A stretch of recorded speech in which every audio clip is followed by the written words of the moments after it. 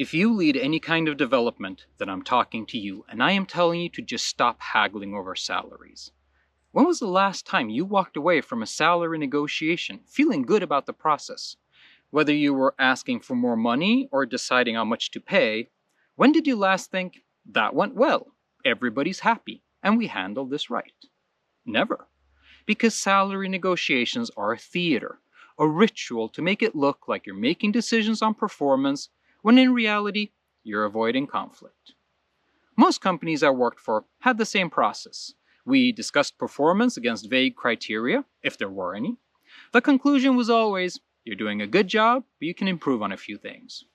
There was always a lot of talk about how little money there was. Management hid behind closed doors and then emerged with a number. Always ending with a question, are you okay with this? There had to be a better way. The solution dawned on me when I heard that most people care more about fair salaries than high salaries. So I took that and ran with it. First, for each profession, I wrote down the expectations. 3 bullets on what they should spend their time on. A sentence about how you can tell if a good job is being done. And 4 seniority levels, each described by a single sentence. Second, a manager may only give 1 of 3 reviews. Fulfills expectations, does not fulfill expectations and should not get any raise at all, exceeds expectations and gets promoted to the next seniority level. Third, I accept that I compete for talent on an open market.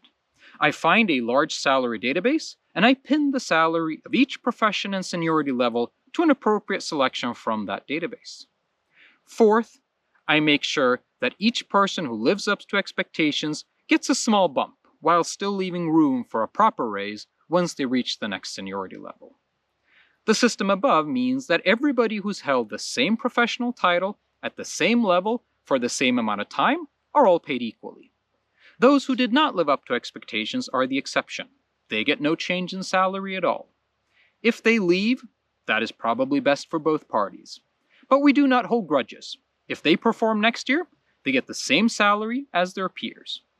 And there you have it. Write down what performance looks like, judge performance clearly, pay fairly, less theater, more progress.